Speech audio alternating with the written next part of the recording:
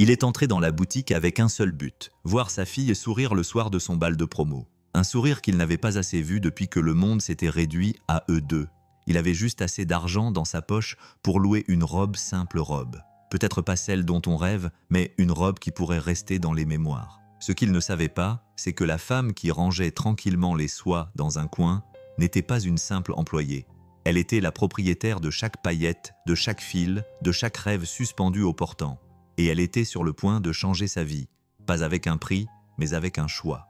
Avant de plonger dans le vif du sujet, cliquez sur le bouton « S'abonner » et laissez un commentaire. De la lumière de l'après-midi filtrait à travers les hautes baies vitrées de la boutique Alician Gowns, dessinant des rayures dorées, poussiéreuses, sur le parquet ciré.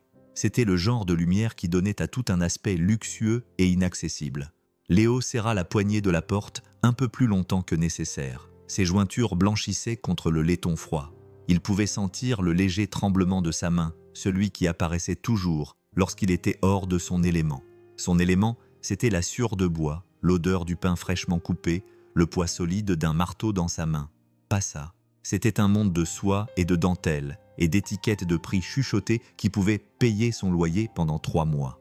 Il jeta un coup d'œil à sa fille, Mia, qui se tenait à côté de lui. Son reflet vacillait dans la vitre comme un mirage. Elle avait 17 ans, les yeux de sa mère et une force tranquille qui lui brisait le cœur chaque jour. Elle portait sa veste en jean délavé préférée sur une simple robe en coton. Ses cheveux étaient tirés en arrière, en une tresse soignée. Elle ne regardait pas les robes à l'intérieur. Pas encore. Elle le regardait. Son expression était un mélange prudent d'espoir et de prudence. Un regard qui disait « Ce n'est pas grave si on n'y arrive pas, papa », ce qui ne fit que le rendre plus déterminé à essayer. « Prête ?» demanda-t-il d'une voix grave qui semblait trop rude pour un endroit comme celui-ci. Elle acquiesça d'un petit sourire nerveux effleurant ses lèvres. Léo poussa la porte. L'air qui les accueillit était différent, frais et parfumé d'une odeur florale légère, comme un jardin enfermé derrière une vitre. Le silence fut la première chose qu'il remarqua.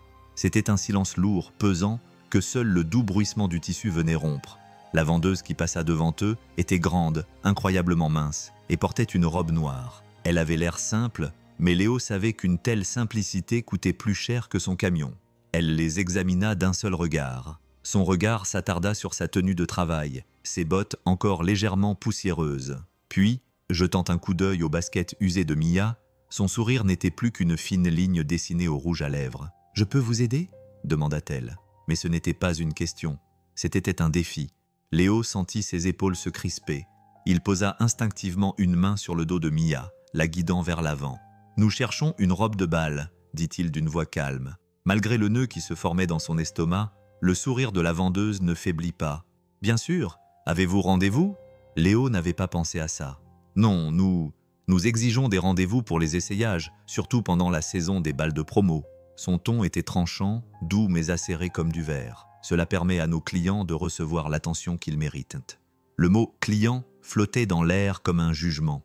Léo savait qu'il ne lui ressemblait pas. Quant à lui, il portait une chemise en flanelle propre mais délavée, sa meilleure, et un jean. Ses mains étaient calosées. Les mains d'un homme qui construisait des choses qui ne les achetait pas. Il savait ce qu'elle voyait. Un homme qui s'était égaré dans le mauvais monde. La main de Mia trouva la sienne. Ses doigts s'enroulèrent autour de son poignet. Un signal silencieux lui indiquant que tout allait bien, qu'il pouvait partir. Mais Léo ne pouvait pas bouger. Pas encore. Il lui avait promis cette soirée, cette chance unique de se sentir comme une princesse, une adolescente normale, et non comme la fille qui avait dû grandir trop vite. Pas la fille dont le père travaillait 16 heures par jour juste pour payer les factures. « Nous voulions juste regarder, » dit-il doucement. « Ma fille, elle... » Il s'interrompit, ne sachant pas comment expliquer l'importance de ce moment sans paraître désespéré. Le regard de la vendeuse s'adoucit, laissant place à quelque chose qui ressemblait à de la pitié, et c'était pire. « Les robes ici sont des originaux de couture, » dit-elle lentement, comme si elle s'adressait à un enfant. « Nos prix commencent à 4 chiffres. Peut-être qu'un grand magasin conviendrait mieux à votre budget. » Ces mots furent une gifle. Un rejet discret qui résonna dans la pièce silencieuse. Mia serra son poignet plus fort. Son visage s'était assombri. Ses yeux étaient fixés sur le sol. Léo serra les mâchoires. Il sentit une vague de colère et de honte lui monter dans la nuque. Il était sur le point de partir pour sortir Mia de cet endroit froid et raffiné. et de ne jamais revenir lorsqu'une voix coupa la tension, calme et basse, comme le bourdonnement d'un violoncelle. « Je peux les aider. » Toutes les têtes se tournèrent. Une femme émergea de derrière un portant de robe bleu foncé. Elle était discrète à première vue, vêtue d'un simple pantalon noir et un pull gris clair. Ses cheveux étaient relevés en un chignon lâche, quelques mèches éparses encadrant un visage saisissant, mais pas d'une manière qui attirait l'attention. Elle ressemblait à une artiste ou à une écrivaine, pas à une vendeuse. Elle s'approcha d'eux, sans se presser, et ses yeux en amande, d'un brun profond et chaleureux, se posèrent sur Mia, non pas avec pitié, mais avec un intérêt sincère. La vendeuse se raidit. « Elena, je m'en occupe. Vraiment ?» demanda Elena d'une voix toujours calme, mais avec une autorité qui fit taire l'autre femme. Elle s'arrêta devant Mia et lui adressa un sourire sincère qui illumina ses yeux. « Bonjour, je m'appelle Elena. Comment t'appelles-tu ?»« Mia, » murmura-t-elle, le regard toujours fixé sur le sol. « C'est un très joli prénom, » dit Elena doucement. « Et je pense avoir la robe parfaite pour une fille qui s'appelle Mia. C'est un échantillon, une pièce unique. Elle n'est pas en vente, mais j'ai l'impression qu'elle n'attendait que toi. » Léo la fixa du regard. Il restait sur ses gardes, ne faisant pas confiance à ce soudain élan de gentillesse. Il savait ce que signifiait un échantillon. Dans des endroits comme ça, c'était une manière polie de proposer une réduction, une manière douce de gérer l'ingérable. Mais la façon dont Elena regardait Mia, la façon dont elle ignorait complètement le mépris de la vendeuse, le fit hésiter. Elena les conduisit vers l'arrière du magasin, devant des portants de tissus chatoyants et des mannequins drapés de créations impossibles. Elle ne parla pas des prix, elle parla des couleurs, de la façon dont une certaine nuance de bleu ferait ressortir la couleur des yeux de Mia. Elle les traita non pas comme des clients avec un budget, mais comme des invités chez elle. La cabine d'essayage était une petite alcôve privée, avec un fauteuil en velours moelleux et un miroir à 3 volets qui semblait multiplier la lumière douce. Elena tendit à Mia une robe, un murmure de tissu argent pâle qui scintillait comme le clair de lune sur l'eau. « Et c'est là simplement, » dit-elle doucement, sans pression. Léo s'assit dans le fauteuil en velours, se sentant 10 ans plus vieux que son âge. C'était un monde qu'il ne pourrait jamais offrir à sa fille. Un monde de beauté naturelle et de richesse tacite. Un monde où une robe n'était pas seulement une robe, mais une déclaration. Il était menuisier. Il construisait des choses solides, durables, avec un but et une fonction. Mais il ne pouvait pas construire ça, ce moment magique et éphémère. Quand Mia sortit de la cabine d'essayage, il eut le souffle coupé. La robe lui allait comme si elle avait été tissée à partir du tissu argenté, épousait sa silhouette à la perfection, tombant en une cascade douce autour de ses pieds. Les fines bretelles ornées de perles captaient la lumière, faisant briller sa peau. Elle leva les yeux vers lui, les yeux écarquillés et brillants. Et pour la première fois depuis longtemps, il vit la petite fille qu'il avait tant peur de perdre, engloutie par une jeune femme d'une grâce à couper le souffle. « Papa » demanda-t-elle d'une voix feutrée. Léo ne pouvait pas parler. Il se contenta d'acquiescer, la gorge nouée. Elle était magnifique, non pas à cause de la robe, mais parce qu'elle semblait heureuse. Elle semblait libre. La vendeuse avait disparu, remplacée par le bourdonnement discret du magasin et le doux bruissement de la soie, tandis qu'Elena ajustait une bretelle presque invisible sur l'épaule de Mia. Léo regarda ses mains bouger avec une grâce assurée et expérimentée qui ne correspondait pas au profil d'une simple vendeuse. Il avait déjà vu des mains comme celle-là chez des architectes, des designers, des gens qui comprenaient que la forme et la structure, et pas seulement les quotas de vente. Elle recula, évaluant Mia d'un regard professionnel mais chaleureux. « C'est parfait », murmura Elena, plus pour elle-même que pour eux. Puis elle se tourna vers Léo, le visage impassible. « Qu'en penses-tu » Léo retrouva enfin sa voix, ravalant la boule qu'il avait dans la poitrine. « Elle est parfaite », corrigea-t-il doucement, le regard fixé sur le visage de sa fille. Mia fit un lent tour devant le miroir, ses doigts effleurant les délicates perles qui ornaient le corsage. « J'ai l'impression, commença-t-elle, puis elle s'interrompit, ne sachant pas comment finir sa phrase. « Comme toi, suggéra Elena. Mia la regarda dans le reflet et acquiesça. « Oui, mais en mieux. » Elena rit doucement et chaleureusement, un son qui semblait appartenir à un studio ensoleillé, et non à cette cathédrale de la mode où régnait le silence. Léo se leva, les mains se glissant dans ses poches, une habitude nerveuse qu'il n'avait jamais réussi à perdre. « Combien » demanda-t-il, la question restant en suspens comme un nuage d'orage. Il se préparait à entendre un chiffre qui le ferait sursauter, un chiffre qui signifierait plus qu'un simple compte en banque vide. Ça signifierait un autre mois de nouilles instantanées et de café dilué. Elena ne le regarda pas tout de suite. Elle était toujours concentrée sur la robe, lissant un petit pli dans le tissu avec son pouce. « Celle-ci est un peu atypique », dit-elle d'un ton désinvolte, mais ses yeux reflétaient autre chose, quelque chose qu'il n'arrivait pas vraiment à nommer. C'était un prototype, le créateur n'était pas satisfait de la couture de la bretelle gauche. Vous voyez ? Elle désigna une petite partie où le motif était presque imperceptiblement différent. On nous a demandé de le retirer de l'inventaire. Il est resté à l'arrière pendant des mois. Honnêtement, j'avais oublié qu'il était là. Léo fronça les sourcils. Alors qu'est-ce que ça veut dire ? Ça veut dire, dit Elena en se tournant enfin vers lui, que son prix officiel est de 1 $. Léo la fixa, attendant la chute, attendant le sourire poli qui révélerait la blague, mais il ne vint jamais. Elle était sérieuse. 1 $, répéta-t-il d'une voix à peine audible. Pour cet article, plus les taxes, dit Elena avec un léger sourire. C'est la politique de l'entreprise. La première vendeuse réapparut au bord de la niche, le visage incrédule. Elena, tu ne peux pas. Si, je peux. Elena l'interrompit d'une voix qui avait perdu sa douceur, mais gagnant une fermeté qui fit taire l'autre femme instantanément. C'est moi la responsable du magasin aujourd'hui. Ma décision est définitive. L'esprit de Léo tournait à toute vitesse. Responsable du magasin, prototype, 1 seul $. Tout cela semblait trop facile, trop pratique. Cela ressemblait à un mensonge gentil, mais un mensonge quand même. Néanmoins, il regarda Mia. Son visage était une toile de joie pure et sans mélange. Elle tournoyait lentement, son reflet dansant dans les miroirs, fantôme argenté du bonheur. Il ne pouvait pas lui enlever ça. Il ne pouvait pas remettre en question ce miracle devant elle. Pas maintenant. Il sortit son portefeuille, les mains encore légèrement tremblantes, et l'ouvrit à la petite section des billets. Il avait compté soigneusement ce matin-là, il prit un seul billet d'1 $ tout neuf, et le tendit à Elena. Leurs doigts se frôlèrent lorsqu'elle le prit. Le contact fut bref, mais il lui envoya une étrange décharge, comme une étincelle provenant d'un fil électrique.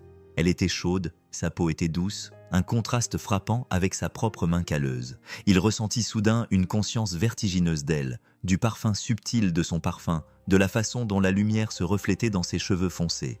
Elle prit le billet et le plia soigneusement. Ses mouvements étaient précis et délibérés. « Je vais vous l'emballer », dit-elle en le regardant dans les yeux pendant une seconde. Trop longtemps. À ce moment-là, Léo eut l'impression qu'elle voyait plus qu'un père reconnaissant. Elle voyait les années de lutte, les nuits blanches, la fierté tranquille à laquelle il s'accrochait comme à une bouée de sauvetage. Et elle ne le jugeait pas, elle l'honorait. Il ne savait pas qui était cette femme, ni pourquoi elle venait d'offrir à sa fille un rêve pour le prix d'un chewing-gum. Mais en regardant Mia serrer la boîte contenant la robe contre sa poitrine en sortant du magasin, il sut qu'il ne l'oublierait jamais. Le trajet du retour fut différent. La vieille berline ne semblait plus aussi fatiguée. Le moteur ne semblait plus tousser autant. Ou peut-être que Léo n'y prêtait plus attention. Il écoutait Mia. Elle était assise sur le siège passager, la grande boîte blanche posée sur ses genoux comme un objet sacré. Elle n'avait pas arrêté de parler depuis qu'ils avaient quitté le magasin. Sa voix était légère et enjouée, remplie de projets pour le bal de promo, des chaussures qu'elle pourrait trouver dans une friperie, de la coiffure qu'elle adopterait, de la personne avec qui elle danserait. Elle débordait d'une énergie adolescente. Il ne l'avait pas vue depuis des mois, voire des années. « Tu peux le croire, papa ?» demanda-t-elle pour la 10e fois, les yeux brillants dans le rétroviseur. « 1 $. Léo parvint à sourire. « C'était ton jour de chance, ma petite. » Mais il savait que ce n'était pas de la chance. C'était Elena. Il n'arrivait pas à la sortir de sa tête. La façon dont elle avait agi avec une autorité si discrète. La façon dont elle avait inventé cette histoire de coup manqué avec tant de naturel. La façon dont ses yeux avaient croisé les siens lorsqu'il lui avait tendu ce $, c'était une gentillesse si profonde. Cela lui semblait suspect. Son monde était celui des transactions de cause à effet. Tu travailles, tu es payé, tu construis quelque chose de solide. Ça tient debout. Les gens ne donnaient pas simplement des choses, surtout pas des choses de valeur, pas sans raison, et ils n'arrivaient pas à comprendre la sienne. Quand ils sont rentrés dans leur petit appart au-dessus de la laverie, Mia a tout de suite emmené la robe dans sa chambre pour la suspendre. Léo pouvait l'entendre fredonner à travers les murs fins. Il s'est affalé sur le canapé usé, dont les ressorts grinçaient, et s'est passé la main sur le visage. Il aurait dû se sentir soulagé, heureux, mais au lieu de ça, il ressentait un profond sentiment de dette qui le perturbait. Il n'avait pas payé la robe, pas vraiment, et cette dette pesait lourdement sur lui, comme un chèque non encaissé. Il n'avait aucun moyen de la rembourser. Il pensa à son nom, Elena. Il se le répéta plusieurs fois. Il semblait aussi solide que son regard. Il se demanda quelle était son histoire. Qu'est-ce qui poussait une femme avec un tel maintien à travailler dans une boutique de vêtements et à offrir des articles pour quelques pièces de monnaie? Il avait le sentiment que la réponse n'était pas aussi simple qu'une bretelle défectueuse. Il regarda autour de lui, dans leur petit salon, les meubles d'occasion qu'il avait minutieusement réparés, la photo encadrée de sa défunte femme sur la cheminée, son sourire toujours aussi vivant qu'il en était douloureux, la pile de factures sur la petite table près de la porte. Leurs deux mondes ne pouvaient pas être plus différents. Elle appartenait à la soie et au lustre. Lui appartenait à la sciure de bois et aux avis de retard. Et pourtant, pendant quelques minutes dans ce magasin, elle avait franchi le fossé et l'avait rejoint là où il était. Il ferma les yeux, essayant de la chasser de ses pensées. Mais ça ne servait à rien. Elle était là, un mystère silencieux enveloppé dans un... Et il avait le sentiment que ce n'était pas la fin de l'histoire. Ce n'était que le début. La semaine précédant le bal de promo fut un mélange d'énergie nerveuse et d'attente silencieuse. Mia était une autre personne. Elle flottait dans leur petit appartement. Un léger bourdonnement d'excitation émanait d'elle en permanence. Elle s'entraînait à se maquiller à la table de la cuisine à l'aide de palettes bon marché achetées en pharmacie qu'elle avait achetées avec l'argent qu'elle avait gagné en gardant des enfants. Elle essayait différentes coiffures dans le miroir fissuré de la salle de bain, envoyant des photos à ses amis pour avoir leur avis. Elle dansait même toute seule dans le salon au son de la musique. Elle seule pouvait entendre ses pieds chaussés de chaussettes glisser sur le linoléum usé.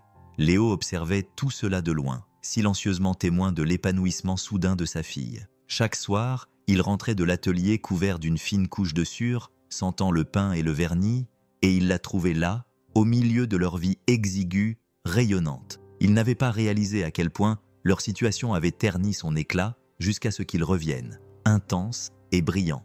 Et tout cela grâce à une robe et à une inconnue nommée Elena. Il se surprenait à penser à elle à des moments inattendus, en ponçant un plateau de table ou en mesurant une coupe. En se rendant à l'aciérie, son visage lui venait à l'esprit, sa voix calme, le contact de ses doigts effleurant les siens. C'était une ligne de pensée dangereuse. Il savait qu'il n'avait pas à penser à une femme comme elle. Il était veuf, père, un homme dont la vie était une série de réparations soigneusement gérées, tant sur le bois que sur leurs finances fragiles. Il n'avait pas de place pour les mystères ou pour les femmes qui semblaient sortir d'une autre réalité.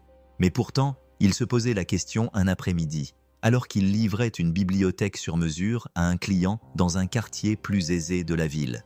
Il passa devant Allion Gowns. Il ralentit le camion, ses yeux scrutant l'élégante devanture.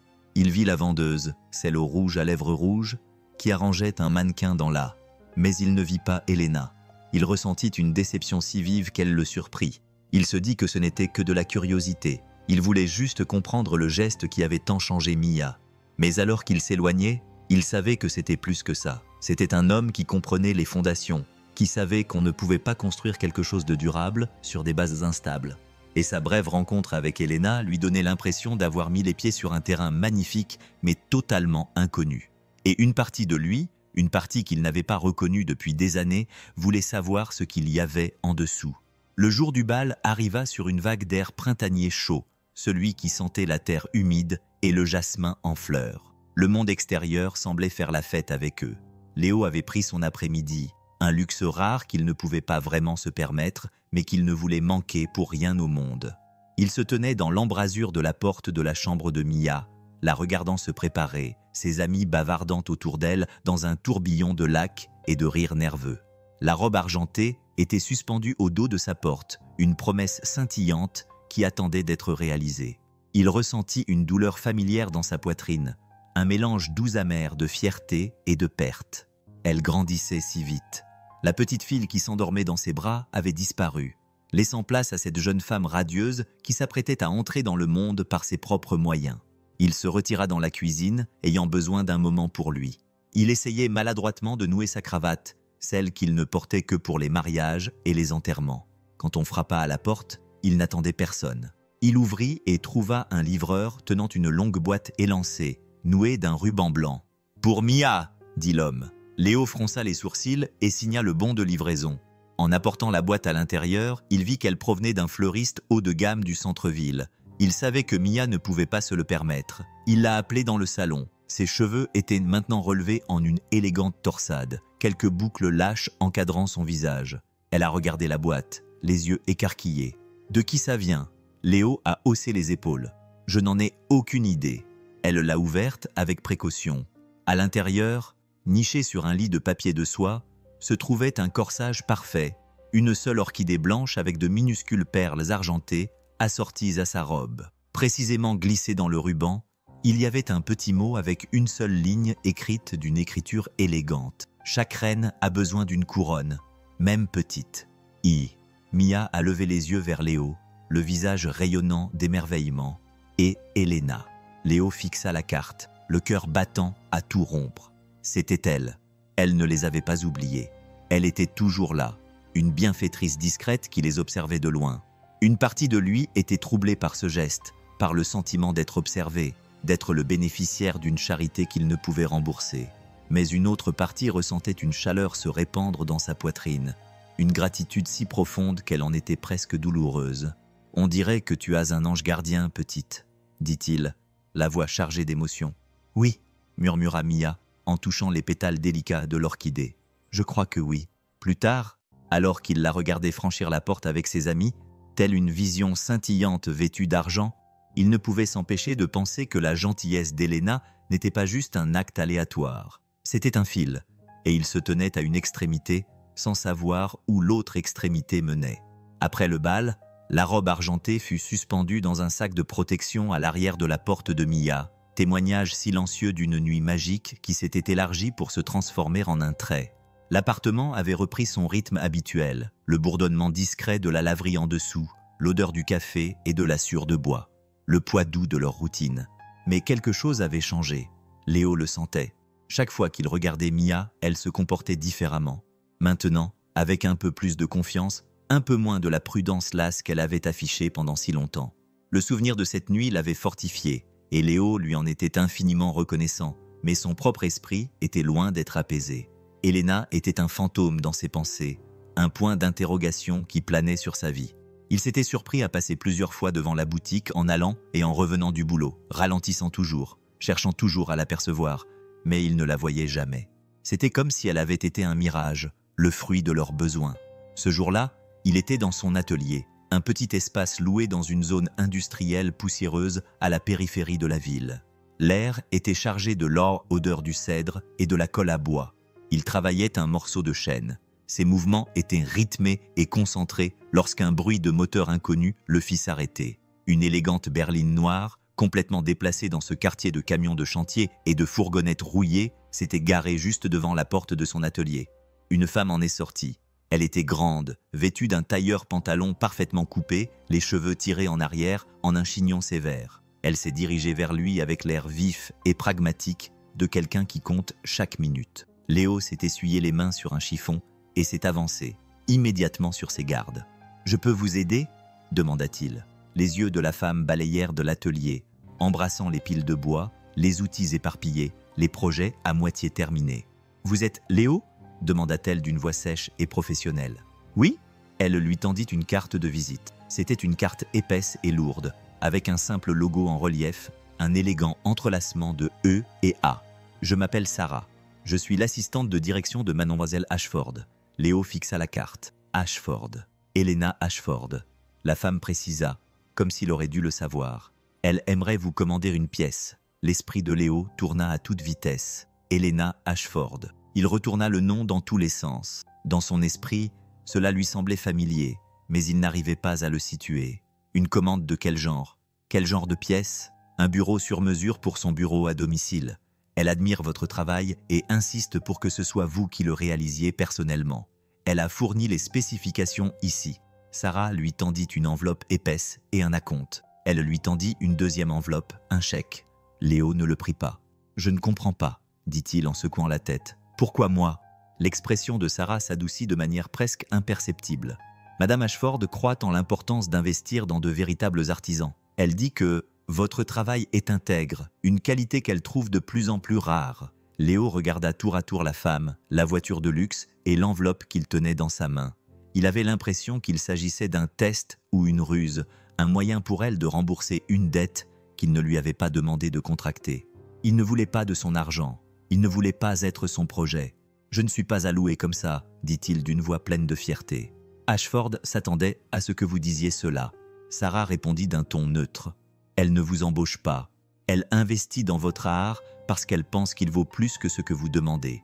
Elle m'a aussi demandé de vous dire que ça n'a rien à voir avec la robe, mais tout à voir avec l'homme qui a élevé la fille qui la portait. Léo resta silencieux, la tête qui tournait. Le nom d'Helena Ashford résonnait dans son cerveau. Il prit l'enveloppe contenant les spécifications, ses doigts effleurant le papier épais. Il ne comprenait toujours pas ses motivations, mais il était artisan et aimait les défis. C'était un défi.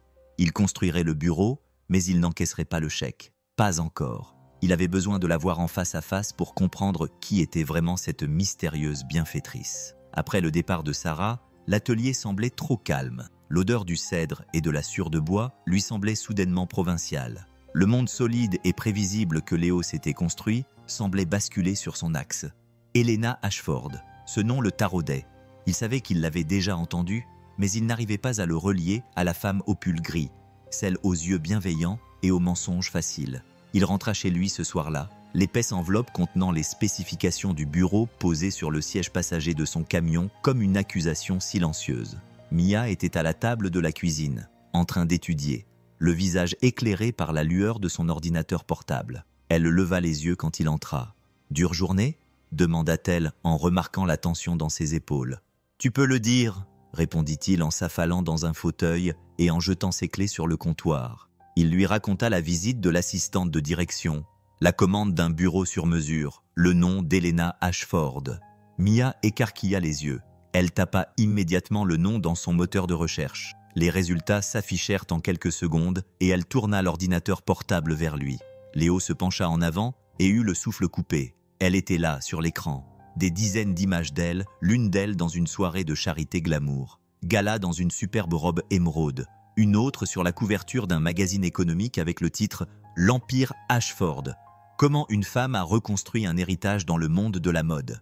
Il y avait des articles sur sa société, Ashford Holdings, un conglomérat mondial qui possédait des dizaines de marques de luxe, dont une chaîne de boutiques appelée Alley & Gowns.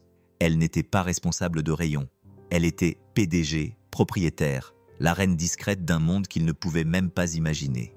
Léo se cala dans sa chaise, une lente et froide terreur s'insinuant dans ses os. Ce n'était pas juste un geste gentil. C'était un jeu pour elle, un moyen pour une milliardaire qui s'ennuyait de jouer à la fée marraine. Pendant tout un après-midi, il s'était senti comme un idiot, un pion dans une histoire qu'elle écrivait pour son propre amusement. La gentillesse qui l'avait réchauffé lui semblait maintenant être un acte calculé de condescendance. « Papa » dit Mia doucement, sa voix le tirant de ses sombres pensées. « Ce n'est peut-être pas ça. Peut-être qu'elle est juste une personne gentille qui se trouve être riche. »« Moi ici. » Léo secoua la tête. Sa fierté était blessée. Les gens gentils ne mentent pas, Mia. Ils ne cachent pas qui ils sont et ils n'envoient pas leur aide, distribuer des dons déguisés en travail. Il se leva et se dirigea vers la fenêtre, regardant les lumières de la rue. « Je ne construirai pas ce bureau, » dit-il d'une voix basse et dure. « Je vais lui rendre son chèque et lui dire que nous n'avons pas besoin de son aide. » Il devait fixer des limites. Il devait protéger le peu de dignité qui leur restait. Il ne serait pas son projet favori. Il ne serait pas une note de bas de page dans la vie d'Helena Ashford. Le lendemain, Léo se rendit à l'adresse que Sarah lui avait donnée pour Ashford Holdings. C'était une tour de verre élégante qui perçait l'horizon de la ville, un monument à un monde auquel il n'appartenait pas. Il entra dans le hall, ses bottes de travail silencieuses sur le sol en marbre, et ressentit le poids familier de ne pas être à sa place. L'air était frais et stérile, et tous ceux qui passaient devant lui portaient un costume parfaitement taillé, et tous ceux qui passaient devant lui avaient une expression d'importance détachée. Il donna son nom à la réceptionniste, qui lui dit d'attendre. Il s'assit sur un canapé en cuir qui coûtait probablement plus cher que son camion et tint les 2 enveloppes sur ses genoux. Ses mains étaient fermes, sa détermination inébranlable. Ils étaient là pour mettre fin à tout ça, pour couper le fil qui s'était si inopinément tissé dans leur vie.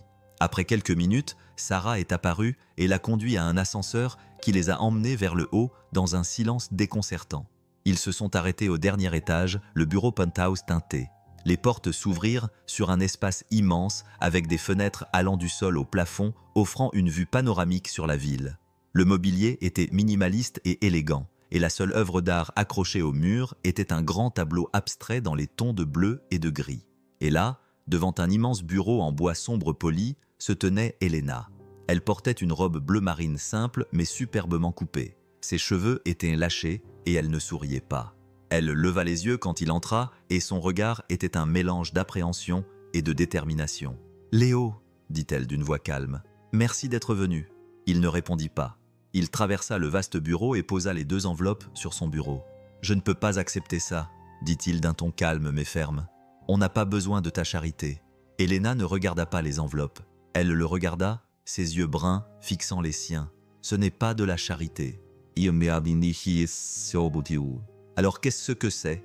La défia-t-il. Un jeu ? Un moyen de voir comment vit l'autre moitié ? Tu m'as menti, Helena. Tu as prétendu être quelqu'un que tu n'es pas. Je n'ai pas menti sur qui je suis, dit-elle en contournant le bureau pour se placer face à lui. Je n'ai menti que sur ce que je fais, et je l'ai fait parce que je voulais un moment, une seule interaction qui ne soit pas liée à mon nom ou à mon argent. Je voulais voir si quelqu'un pouvait me voir, juste moi, et tu l'as fait. La détermination de Léo vacilla un instant. Elle semblait si sincère, si vulnérable, debout là, au milieu de son empire. Mais il ne pouvait pas baisser sa garde. « Tu aurais dû me le dire », dit-il d'une voix plus douce. « Tu aurais dû me faire confiance et me dire la vérité. Tu as raison, » admit-elle. « J'ai été lâche, mais j'étais aussi juste fatigué, Léo. Fatigué de jouer un rôle, fatigué d'être une marque. Je t'ai vu avec Mia dans le magasin et tu étais si vrai. Ton amour pour elle était si sincère. C'était quelque chose que je n'avais pas vu depuis longtemps et je voulais juste être près de ça. » Ces mots ont fait fondre sa colère, laissant place à une douleur brute, à de la confusion et à autre chose, quelque chose qu'il avait peur de nommer. Il a regardé autour de lui, dans le bureau opulent, la ville s'étendant sous leurs yeux. « C'est ton monde, Helena, » dit-il en montrant la vue. « Mon monde, c'est un appartement de 2 pièces et un atelier qui sent la sueur de bois. Ils ne s'entendent pas. Peut-être qu'ils n'en ont pas 2, dit-elle en s'approchant. Peut-être qu'ils peuvent juste coexister.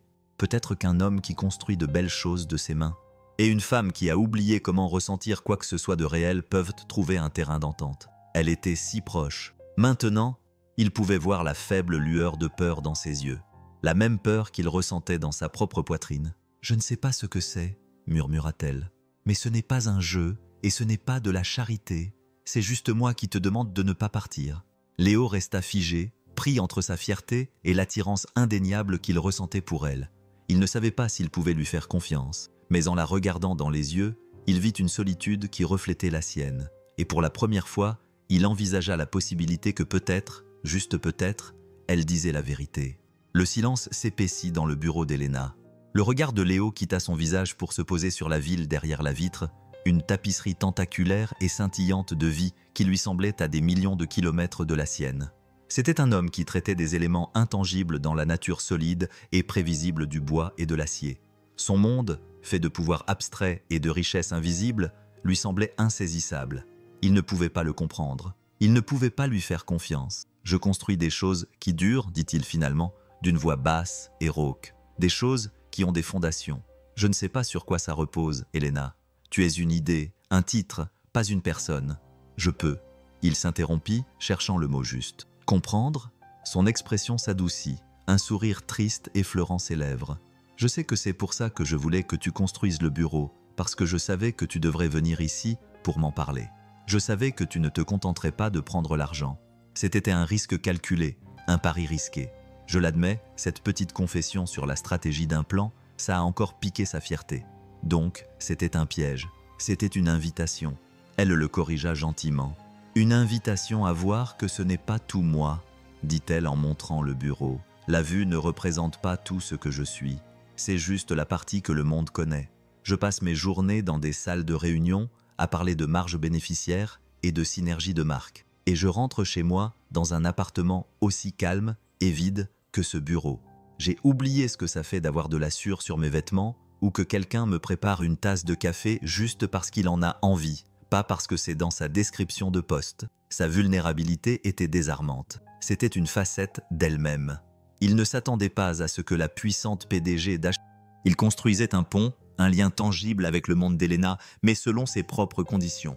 Il choisit lui-même le bois, un noyer chaud, richement grainée, qui semblait vivante au toucher. Il conçut le bureau pour qu'il soit à la fois élégant et fonctionnel, avec des lignes épurées mais des détails subtils faits à la main. Une incrustation sculptée à la main le long du bord, un ensemble de tiroirs qui s'ouvraient avec une précision fluide et un murmure satisfaisant. C'était le meilleur travail qu'il ait jamais réalisé.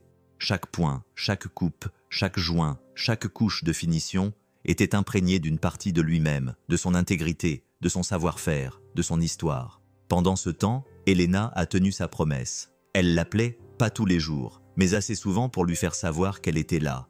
Ses appels ne portaient jamais sur le bureau. Elle lui demandait des nouvelles de Mia, de sa journée, des petits détails de sa vie que personne n'avait pris la peine de lui demander depuis des années. Elle lui racontait ses propres journées, les réunions de conseil d'administration qui lui abrutissaient l'esprit, les exigences absurdes du monde de la mode, la solitude écrasante de sa position. Il parlait comme deux personnes venant de planètes différentes, apprenant lentement la langue de l'autre. Un soir, elle l'a appelé depuis un gala de charité à Paris. Il pouvait entendre le son faible d'un orchestre et le tintement des verres en arrière-plan. « Je suis entourée d'1 millier de personnes », avait-elle dit d'une voix basse et murmurée. « Et je ne me suis jamais sentie aussi seule. »« Que portes-tu » avait-il demandé, essayant de l'imaginer. Elle avait ri doucement. « Une robe qui coûte plus cher que ton camion et qui me donne l'impression d'être dans une cage. Je préférerais être dans ton atelier », avait-elle murmuré avec l'odeur de la sueur et toi.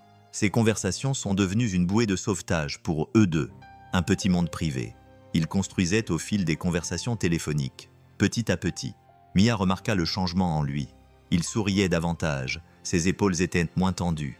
La fatigue dans ses yeux avait laissé place à une lumière tranquille. Un soir, elle le trouva dans l'atelier tard dans la nuit, debout devant le bureau presque terminé, la main posée sur la surface lisse. « C'est magnifique, papa », dit-elle doucement. « Oui », a-t-il murmuré. « C'est vrai, c'est pour elle, n'est-ce pas ?»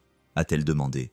Il a hoché la tête. Mia vint se placer à côté de lui. « Tu l'aimes bien, n'est-ce pas ? C'est compliqué, ma petite. »« Non, ce n'est pas compliqué, » dit Mia, avec la sagesse simple d'une jeune fille de 17 ans. « Vous êtes tous les deux seuls, et vous vous rendez mutuellement moins seuls. Ce n'est pas si compliqué que ça. » Léo regarda sa fille, puis le bureau, et réalisa qu'elle avait raison. C'était le monde qui les entourait qui était compliqué. Ce qui grandissait entre eux était terriblement simple. Le jour où Léo livra le bureau, il ressentit le même tremblement nerveux qu'il avait ressenti en entrant dans sa boutique. Avec l'aide d'un ami d'un atelier voisin, l'ont soigneusement transporté dans l'ascenseur de service de son immeuble, une tour résidentielle élégante qui surplombait le parc. Son appartement était à l'image de son bureau, vaste, minimaliste et impeccablement décoré. Mais il y avait de petits signes qui révélaient sa vraie personnalité. Une pile de romans usés sur une table d'appoint, une collection de vieilles photos en noir et blanc sur une étagère, un plaid doux et usé posé sur un canapé résolument moderne. Elena était là pour les accueillir, vêtue d'un simple jean et d'un pull en cachemire. Elle avait l'air nerveuse, les mains jointes devant elle, tandis qu'il manœuvrait le bureau pour le faire entrer dans son bureau. Ils le mirent en place, et Léo recula pour l'observer dans la pièce. Il était parfait.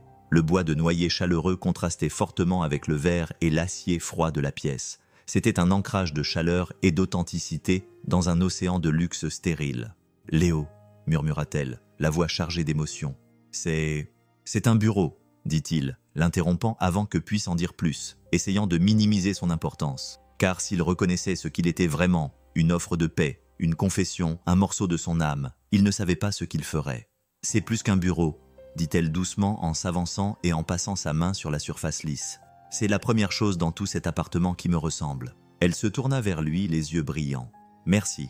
Je t'enverrai la facture, » dit-il d'une voix rugueuse. Il devait rester clair pour garantir la sécurité de la transaction. Mais la façon dont elle le regardait rendait cela impossible. Elle acquiesça. « Je sais. » Après le départ de son ami, ils restèrent debout dans le bureau. Dans un silence gênant, le bureau entre eux comme une belle frontière bien dessinée. « Tu vas rester ?» demanda-t-elle. Finalement pour une tasse de café. Du vrai café, pas celui de ma machine sophistiquée. J'ai une cafetière à piston que je n'ai jamais utilisée. Léo hésita. Tout son instinct lui disait de courir pour retourner dans son propre monde, où le sol était solide et les règles claires. Mais il était fatigué de fuir. Il acquiesça. « J'aimerais bien. » Ils s'assirent dans sa cuisine, un petit espace élégant qui semblait n'avoir jamais été utilisé. et burent du café dans de simples tasses blanches. C'était calme et confortable. Et pour la première fois, Léo n'avait pas l'impression d'être dans l'appartement de milliardaire. Il avait l'impression d'être chez Elena, et il réalisa avec un sursaut que les deux étaient très différents. Le café était fort et chaud, et il réchauffa les parties de Léo qui avaient été froides pendant trop longtemps. Ils s'assirent à une petite table dans un coin ensoleillé de sa cuisine. La ville, une toile de fond silencieuse et scintillante, s'étendait loin en contrebas. Elena avait les genoux repliés contre sa poitrine, ses pieds nus repliés sous elle sur le tabouret. Elle semblait plus jeune ici, plus détendue, débarrassée de l'armure de sa vie professionnelle. « Alors, dit-il après un long silence confortable, c'est quoi l'histoire de cette montre de luxe ?» La question était posée. Avant qu'il ne puisse l'arrêter, vestige de la suspicion qu'il essayait de dissiper, elle baissa les yeux vers son poignet, où brillait un garde-temps fin et élégant. « Ceci, dit-elle, c'est un cadeau que mon père m'a offert pour mes 20 ans. Il m'a dit que c'était pour me rappeler que le temps est la seule monnaie qui compte vraiment. » Elle passa son pouce sur le cadran de la montre. « C'est ironique, non ? J'ai passé les 10 dernières années à laisser les autres disposer de mon temps. Pourquoi tu la portes encore ?» demanda-t-il doucement. Elle haussa les épaules. « Parce que c'est la dernière chose qu'il m'a donnée avant de tomber malade. Avant que l'entreprise ne devienne plus importante que sa famille. Elle me rappelle qui il était et peut-être qui j'étais. » 2. La confession flottait dans l'air entre eux. Une fragile offre de confiance. Il n'insista pas pour en savoir plus. Il se contenta d'acquiescer, comprenant le poids des objets porteurs de souvenirs. Il pensa à la photo usée de sa femme sur la cheminée, la seule chose qu'il sauverait dans un incendie. « Et toi ?» demanda-t-elle d'une voix douce. « Ta bague, tu n'en portes pas, mais il y a une marque sur ton doigt. » Il baissa les yeux vers sa main, vers la bande de peau pâle où sa bague de mariage avait été pendant 15 ans. « Ça fait 3 ans qu'elle est décédée, » dit-il d'une voix calme. « J'ai retiré la bague il y a 1 an. Au début, j'avais l'impression de la trahir, comme si je l'effaçais, mais elle était devenue trop lourde à porter. « Tu l'aimais beaucoup ?» lui demanda Elena, d'un ton plein d'une douce empathie qui rendait la réponse facile. « Elle était mon pilier, » répondit-il simplement. « Quand elle est morte, j'avais l'impression que toute la maison allait s'écrouler. Depuis, j'essaie juste d'empêcher les murs de s'effondrer pour Mia. Ils se sont à nouveau tus, mais cette fois, le silence était différent. Il était rempli des fantômes de leur passé. Partageant le même chagrin et la même compréhension de la perte, Elena a tendu la main par-dessus la table et a recouvert la sienne. Son contact était léger, mais c'était un point d'ancrage dans la tempête de ses souvenirs. « Tu ne fais pas que maintenir les murs en place, Léo, » dit-elle, la voix étouffée par les larmes qu'elle retenait. « Tu as construit un foyer, un vrai, rempli d'amour. Mia en est la preuve. » Il ne retira pas sa main. Il la retourna simplement et entrelaça ses doigts avec les siens. Leurs 2 mondes, avec toutes leurs différences et leurs disparités, se sont rencontrés dans ce simple contact. La main calleuse d'un charpentier et la main douce d'une milliardaire, toutes deux à la recherche de la même chose, une base sur laquelle reconstruire. Les semaines suivantes ont été une danse hésitante, une lente exploration du pont fragile qu'ils avaient construit entre leurs 2 mondes. Elena a commencé à se rendre à l'atelier. Elle se présentait à l'improviste, vêtue d'un jean et d'un simple t-shirt, les cheveux attachés en un chignon désordonné. Elle apportait du café, du vrai café, dans un thermos, et ils s'asseyaient sur des seaux retournés remplis de sueur et discutaient pendant des heures. Elle ne lui donnait jamais de conseils sur son entreprise et n'essayait pas d'utiliser ses relations pour l'aider. Elle se contentait d'écouter. Elle apprit le nom de ses outils, des différents types de bois, des histoires derrière les pièces qu'il construisait. Elle adorait l'odeur de l'endroit. Elle disait que ça sentait comme si quelque chose de réel était en train d'être fabriqué. Léo, à son tour, a commencé à entrer dans son monde. Mais selon ses propres conditions, il la retrouvait pour déjeuner, non pas dans des restaurants chics, mais dans un petit restaurant près de son bureau où personne ne connaissait son nom. Il se promenait avec elle dans le parc lors d'un après-midi ensoleillé, la regardant se débarrasser du poids de son personnage professionnel à chaque pas qu'elle faisait avec lui. Elle riait davantage, d'un rire sincère, rire décomplexé qui faisait briller ses yeux. Il a découvert qu'elle avait un sens de l'humour étonnamment loufoque et un esprit de compétition lorsqu'il s'agissait de jouer au morpion dans la terre avec un bâton. Mia l'adorait. Elle voyait Elena non pas comme une milliardaire ou une bienfaitrice, mais comme une amie. Elle lui envoyait des photos de ses tenues par SMS pour lui demander des conseils, et Elena lui répondait immédiatement avec des mots encourageants. Elle est devenue une habituée de leur petit appartement le vendredi soir, apportant des pizzas et regardant de vieux films avec eux, recroquevillés sur le canapé usé. Un soir, pendant que Mia était dans sa chambre, Elena a aidé Léo à réparer un robinet qui fuyait dans la cuisine. Ils étaient coincés dans le petit espace sous l'évier, leurs épaules se frôlant, se cognant l'une contre l'autre. Alors qu'ils travaillaient, il lui montrait comment enrouler du ruban adhésif autour d'un tuyau quand il leva les yeux et la surprit en train de le regarder, le regard doux et ouvert. « Quoi » demanda-t-il d'une voix basse. « Rien » a-t-elle chuchoté. « C'est juste que je n'ai jamais vu quelqu'un d'aussi patient avec quelque chose d'aussi cassé. » Il n'a rien dit. Il s'est juste penché et l'a embrassé. C'était un baiser lent et doux, hésitant au début, puis de plus en plus profond.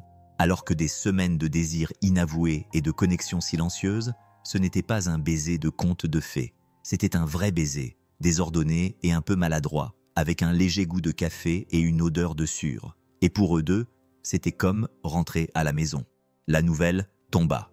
Un mardi matin, Léo était dans l'atelier en train de poncer le bord d'une nouvelle armoire lorsque son téléphone vibra, signalant un SMS de Mia. « Allume la télé », dit le message, suivi d'une série d'émojis inquiets. Il s'essuya les mains et ouvrit une application d'actualité sur son téléphone. Le titre le frappa comme un coup physique. La romance secrète de la magnate de la mode Elena Ashford avec un ouvrier. Des salles de réunion aux ateliers. Il y avait une photo granuleuse d'eux, prise de loin, marchant dans le parc la semaine dernière. Elena riait, la tête renversée en arrière, et Léo la regardait avec une expression d'affection si évidente que ça lui noua l'estomac. C'était un moment privé volé et transformé en spectacle public. L'article était un chef-d'œuvre de spéculation condescendante. Il le dépeignait comme un charpentier rustique, un projet caritatif pour le milliardaire solitaire et pensif. Il laissait entendre que leur relation était un coup de pub, un moyen pour Elena de paraître plus accessible au grand public. Il mentionnait que Mia la qualifiait de fille courageuse qui avait été le catalyseur de leur rencontre improbable. Léo sentit une vague de fureur et d'humiliation le submerger. C'était exactement ce qu'il avait craint, que son monde les engloutisse et les recrache sous forme de caricature. Il jeta son téléphone à travers l'atelier. Il heurta le mur et tinta sur le sol. L'écran était couvert de fissures. Il s'en fichait. Il arpentait les fissures, un petit espace, comme un animal en cage. Il serra les poings. Il avait baissé sa garde. Il avait commencé à croire qu'il pouvait construire quelque chose de réel. Et maintenant, le monde avait tout détruit et l'avait exposé au regard de tous. Il savait ce qui allait se passer ensuite. Les journalistes, les caméras, les chuchotements, les regards compatissants. Il avait travaillé toute sa vie pour garder sa dignité, son indépendance. Et maintenant, il faisait la une des tabloïds, un petit ami ouvrier, une histoire que les gens consommaient avec leur café du matin. Son téléphone se mit à sonner. Il vit le nom d'Elena sur l'écran fissuré. Il le mit en mode silencieux, puis l'éteignit. Il ne pouvait pas lui parler. Pas maintenant. Il devait à nouveau ériger des murs pour se protéger et protéger Mia. Il avait été idiot de penser que leurs deux mondes pouvaient coexister. Ils ne pouvaient pas. L'un finissait toujours par consumer l'autre. Et il était du côté de ceux qui se faisaient dévorer tout cru. Les conséquences furent pires que Léo n'aurait pu l'imaginer. Le lendemain matin, 2 camions de télévision étaient garés devant son atelier. Un journaliste avec un micro et un sourire implacable a essayé de le coincer alors qu'il sortait de son camion. « Monsieur Hale, pouvez-vous nous parler de votre relation avec mademoiselle Ashford ?» Léo l'a bousculé sans un mot et a claqué la porte de l'atelier. Il pouvait les voir à travers la fenêtre. Les caméras pointaient vers sa porte comme des armes. Ils étaient aussi devant leur immeuble. Mia a dû être escortée à l'école par le parent d'un ami prostré pour les éviter. L'histoire était partout. Un conte de fées moderne inventé pour amuser le public. Le récit était toujours le même. Le puissant milliardaire et le simple et humble menuisier. Cela l'a dépouillé de son identité, de son métier, de sa fierté. Il n'était plus Léo Hale, artisan et père. Il était le projet favori d'Elena Ashford. Il a arrêté de répondre au téléphone. Il a arrêté de consulter ses emails. Il s'est enfermé dans son atelier et a essayé de se perdre dans son travail. Mais le bruit du monde extérieur était trop fort. Il s'infiltrait à travers les murs, à travers les fissures de la porte. Elena a essayé de le joindre. Elle l'a appelé. Elle lui a envoyé des SMS. Elle s'est même présentée à l'atelier un soir, mais il n'a pas voulu lui ouvrir la porte. Debout à l'intérieur de son cœur, battant son dos, pressé contre le bois, l'écoutant le supplier de lui parler. « Léo, ne les laisse pas nous faire ça. Sa voix était étouffée, mais il pouvait entendre la douleur qu'elle exprimait. Ce qu'on a est réel. Ne les laisse pas nous le prendre. Mais il avait trop peur, il était trop à vif. Il ne pouvait pas l'affronter. Il ne pouvait pas affronter le monde qui l'accompagnait. Il devait protéger ce qui restait de son petit monde, de sa santé mentale. Après une semaine de siège incessant, Léo a pris une décision. Il ne pouvait pas vivre comme ça. Il ne pouvait pas imposer ça à Mia. Il lui a dit qu'il partait, pour un moment, dans une petite cabane dans les montagnes appartenant à un ami, sans réseau mobile et sans voisins. Juste pour un moment, ma puce, avait-il dit, jusqu'à ce que tout ça se calme. Mia l'avait regardé, les yeux remplis d'une sagesse bien trop mature pour son âge. « Tu t'enfuis, papa », avait-elle dit doucement, « et tu la laisses derrière toi. Je nous protège », avait-il insisté. Mais alors qu'ils faisaient leurs valises, il ne pouvait s'empêcher de penser que Mia avait raison. Il ne fuyait pas seulement les journalistes, il fuyait Elena. Il fuyait la possibilité terrifiante qu'il l'aime. Et il ne savait pas comment aimer quelqu'un tout en gardant son propre monde intact. La cabane dans la montagne était un refuge, un coin tranquille du monde, où les seuls bruits étaient le vent dans les pins et le crépitement du feu dans la cheminée en pierre. L'air était pur et vif. Et pendant les premiers jours, Léo sentit le nœud serré dans sa poitrine commencer à se desserrer. Mia et lui faisaient de longues randonnées dans les bois. Ils pêchaient dans un lac cristallin. Ils jouaient aux cartes près du feu le soir. Ils ne parlaient pas de ce qu'ils avaient laissé derrière eux. Ils ne mentionnaient pas le nom d'Elena. C'était un accord tacite, une trêve fragile avec la vie qui les attendait dans la ville. Mais le silence était assourdissant. Léo se surprenait à fixer le feu pendant des heures. Son esprit repassait chaque moment passé avec Elena. Son rire, son toucher, son regard quand il l'embrassait. Il s'était enfui pour protéger son monde. Mais maintenant, ce monde lui semblait petit et vide sans elle. Un soir, alors qu'il faisait le ménage après le dîner, Mia a rompu le silence. « Elle me manque », a-t-elle dit doucement, sans le regarder. Elle faisait la vaisselle, le dos tourné vers lui, mais il pouvait voir la tension dans ses petites épaules. Léo arrêta de sécher l'assiette qu'il tenait dans sa main. « Je sais, ma petite. Elle était bonne pour toi, papa », dit Mia en se tournant vers lui. Ses yeux étaient clairs et fermes. « Tu étais heureux quand elle était avec toi, tu souriais plus. Tu n'avais pas l'air aussi fatigué tout le temps. C'était compliqué, dit-il, reculant sur sa vieille excuse. « Non, ce n'était pas compliqué, » insista-t-elle en s'approchant. « Tu avais juste peur. Tu as toujours tellement peur de perdre les choses que tu ne te permets pas de les avoir. » Ces mots étaient un coup de poing dans le ventre, une vérité si tranchante. Cela lui coupa le souffle. Il avait passé les 3 dernières années à vivre dans la peur. Peur de ne pas être assez bien pour Mia, peur d'échouer, peur de laisser quelqu'un entrer dans sa vie pour le perdre à nouveau. Il avait construit des murs si hauts pour se protéger de la douleur qu'il avait inadvertance également exclu la joie. Le regard de Mia s'adoucit. « Maman n'aurait pas voulu que tu restes seul pour toujours, papa. Elle aurait voulu que tu sois heureux. » Une seule larme coula sur sa joue. « Je veux que tu sois heureux. » Léo serra sa fille dans ses bras, les yeux brûlants. Il la serra fort, humant le léger parfum de pin dans ses cheveux. Il avait été tellement concentré sur le fait de la protéger qu'il n'avait pas réalisé qu'elle était assez forte pour affronter la tempête. C'était lui qui était fragile. C'était lui qui avait peur. Cette nuit-là, il ne parvint pas à dormir. Il s'assit sous le porche de la cabane, contemplant le vaste ciel étoilé. Il pensa à Elena dans sa tour de verre, entourée de gens, mais complètement seule. Il pensa au choix qu'il avait fait de s'enfuir, de préférer la sécurité à l'amour. Il avait eu tort. Il avait laissé la peur l'emporter. Il devait y retourner. Il devait se battre pour elle, pour eux, pour cette chose vraiment compliquée et magnifique qu'ils avaient commencé à construire. Il ne laisserait pas le monde les détruire. Elena se tenait sur le balcon de son appartement-terrasse, les lumières de la ville scintillant en contrebas comme une constellation tombée du ciel. Elle tenait un verre de vin à la main. Elle n'avait pas bu, le regard fixé sur l'horizon lointain. Elle était dans le brouillard depuis 2 semaines, depuis que Léo avait disparu. Les journalistes étaient finalement passés au scandale suivant, mais le silence qu'il avait laissé derrière lui était une douleur constante. Elle avait tout essayé pour le joindre, mais son téléphone était éteint et son atelier fermé.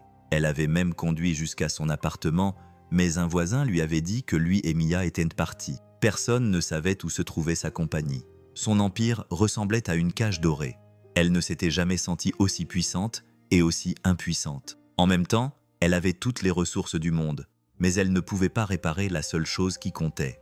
Elle était sur le point de faire demi-tour et de rentrer chez elle lorsque son téléphone sonna. C'était un numéro inconnu qu'elle faillit ignorer. mais quelque chose la poussa à répondre. « Allô » dit-elle d'une voix hésitante. « C'est moi. » La voix de Léo était grave et rauque à l'autre bout du fil. Il était rauque et hésitant, mais c'était bien lui.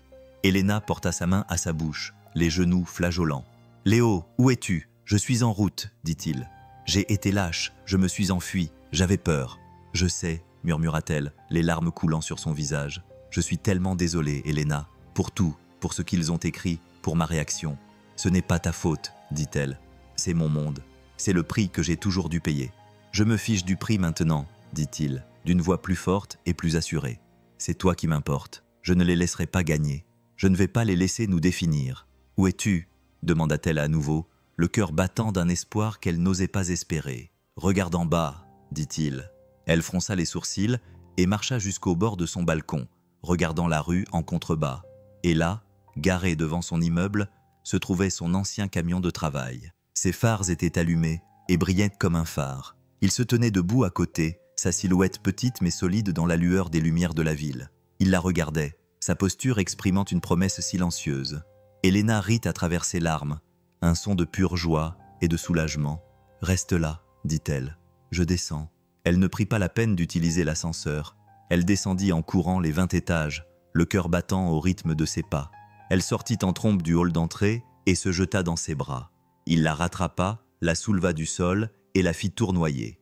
Il enfouit son visage dans ses cheveux, humant le parfum subtil de son parfum mêlé à l'air frais de la nuit. « Je t'aime », murmura-t-il, prononçant les mots qu'il avait trop peur de dire. « Je t'aime aussi », s'écria-t-elle en le serrant fort dans ses bras, comme si elle ne voulait plus jamais le lâcher.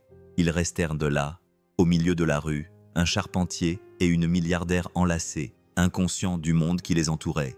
Ils n'étaient plus deux mondes séparés. Ils formaient une seule et même fondation, solide et réelle, prête à résister à toutes les tempêtes. La conférence de presse était une idée d'Elena, une initiative si audacieuse qu'elle avait laissé tout son conseil d'administration sans voix. Elle ne voulait plus se cacher. Elle ne voulait pas laisser les tabloïds définir leur histoire. Elle se tenait à un podium dans une salle bondée de journalistes. Les flashs crépitaient comme un orage d'été. Léo se tenait juste à côté, à quelques mètres derrière elle. Il ne portait pas de costume. Il portait sa plus belle chemise en flanelle, un jean propre et ses bottes de travail. Sa présence était discrète, mais inébranlable. Une déclaration silencieuse de soutien. Elena regardait directement les caméras, l'air calme et serein. Au cours des dernières semaines, elle a commencé à s'exprimer d'une voix ferme. Il y a eu beaucoup de spéculations sur ma vie privée. Des articles ont été écrits.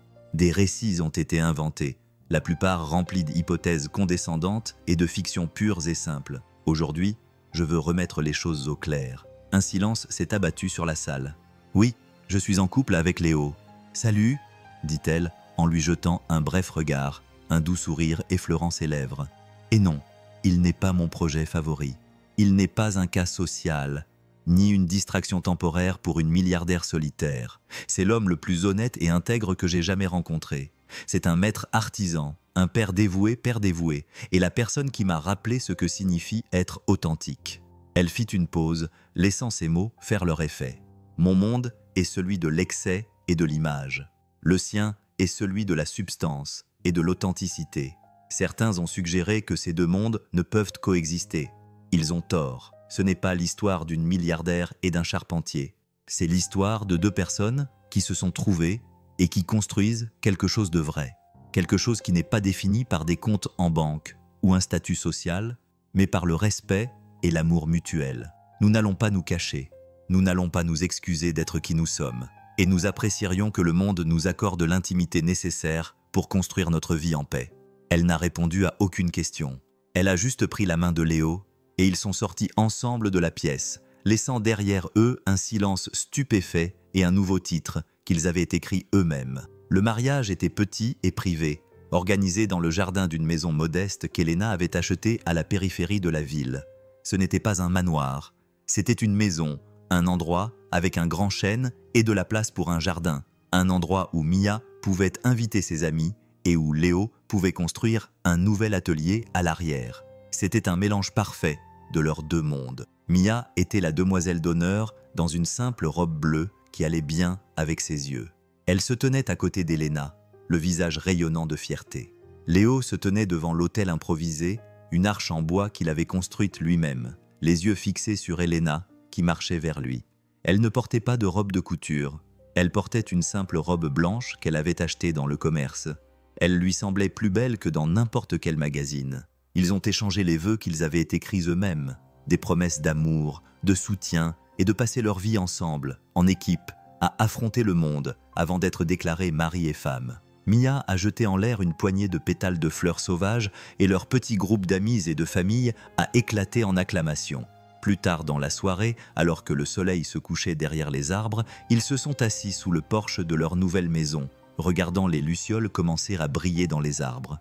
Au crépuscule, Mia était à l'intérieur avec ses amis, leur rire se répandant à travers la porte ouverte. Helena appuya sa tête sur l'épaule de Léo, sa main reposant dans la sienne. « Es-tu heureux ?» demanda-t-elle doucement. Il se tourna et l'embrassa tendrement. « Je n'ai jamais été aussi heureux. » Il regarda le jardin, l'atelier qu'il s'apprêtait à construire, la vie qui s'étendait devant eux, une vie dont il n'avait jamais osé rêver. « Tu sais, » dit-il d'une voix grave, « j'ai toujours ce billet d'$1. » Helena sourit. « Je sais, c'est le meilleur dollar que j'ai jamais dépensé. » Il dit. « Il m'a acheté un tout nouveau monde. » « Non, » le corrigea-t-elle doucement. « Il t'a juste acheté une robe, tout le reste, tu l'as construit toi-même. » Et alors qu'il la serrait dans ses bras, il savait qu'elle avait raison. Ils avaient construit ensemble une base d'amour si solide qu'aucune tempête ne pourrait jamais l'ébranler. Si tu as regardé jusqu'ici, si tu étais à la place de Léo, accepterais-tu l'offre d'Helena ou choisirais-tu ta fierté? Écris ton commentaire. N'oublie pas de liker et de t'abonner. Ton commentaire pourrait apparaître dans la prochaine histoire.